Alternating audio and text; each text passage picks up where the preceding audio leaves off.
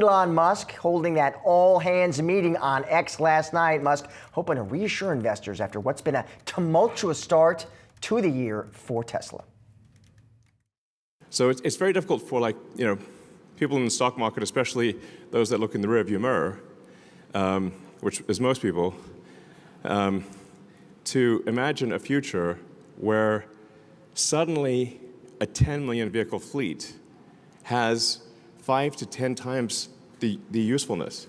So what I'm saying is hang on to your stock. All right, for more now, we're bringing in Dan Ives, Managing Director and Global Head of Technology Research at Wedbush Securities. Dan, it is always good to see you. So Musk does have this all-hands meeting. You tell your clients, Dan, in this new note, you say this was Musk taking a big step forward with this meeting. How come, Dan? Why do you think of this as a big step forward? Yeah, and John, I mean, we talked about yesterday, obviously in the morning, it was time for him to step up. In other words, you got leaders lead. And during this period, he needs to lead as CEO of Tesla. And I think that's been part of the frustration. But I thought last night was a huge step forward in terms of this quickly put together all hands meeting, because it's showing employees, shareholders, what's the vision, medium and long term. That continues to really be the golden goose. And I think it was an important first step into ultimately more of a balancing act for Musk. I don't know, Dan. And then he got right back on a plane and went back to D.C. I don't know why him talking in front of his employees is such an important step. And I mean, is it going to keep people from not buying Teslas? Yeah, I mean, Julie, my view is it's a first step. In other words, the whole goal here is, I'm not saying, and the many shareholders, for him to end Doge. It's about a balancing act. So what else now? So what if that's the first step? What are the other steps? What now needs to happen? Is that he needs to be more engaged with Tesla. He ultimately even when it comes to Doge, whether it's very similar to how Linda stepped in terms of at X, it's making sure that he is not front and center 5 times an hour when it comes to Doge. I think that you talk about the political firestorm and everything else, the lightning rod. I think part of navigating that, it's that balancing act. He's going to get criticism, okay, and we understand that. That doesn't necessarily change the brand itself. If he starts to take a step back, that's where I think there's brand damage. It's a scar, it's a bad bruise, but it's not a permanent black eye. Dan Ives, Corey Johnson here.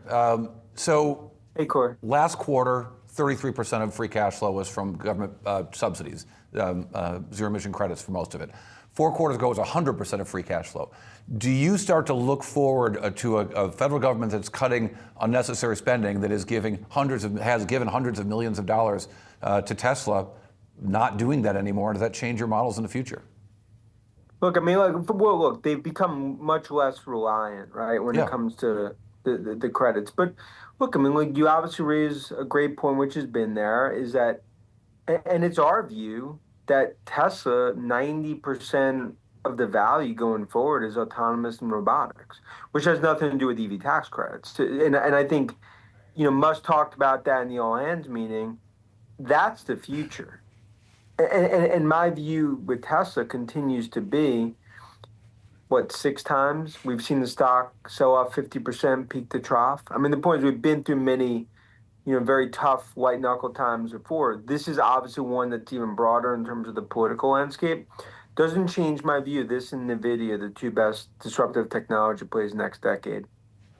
Dan, let me ask you a different question, which some of your colleagues on the street, it's interesting. They'll say that all this talk of the branding and the politics and the chainsaw and the Mar-a-Lago, that is not really the issue. I've heard some of your colleagues say the issue is much more fundamental. It is a Model Y switchover. It's a Model Y changeover. That is what's meaningfully impacting deliveries. There's too much, they say, being placed on the whole branding debate. What is your take on that?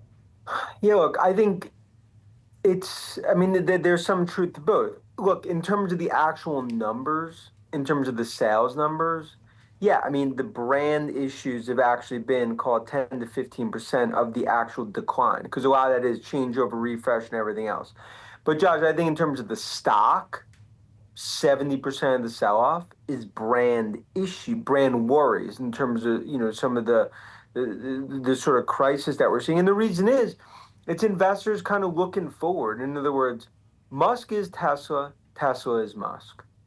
He is the brand.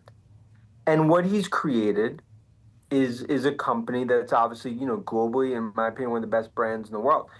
It's making sure that the brand damage doesn't spiral into something much more negative. And I think that's how I'd almost characterize those two issues.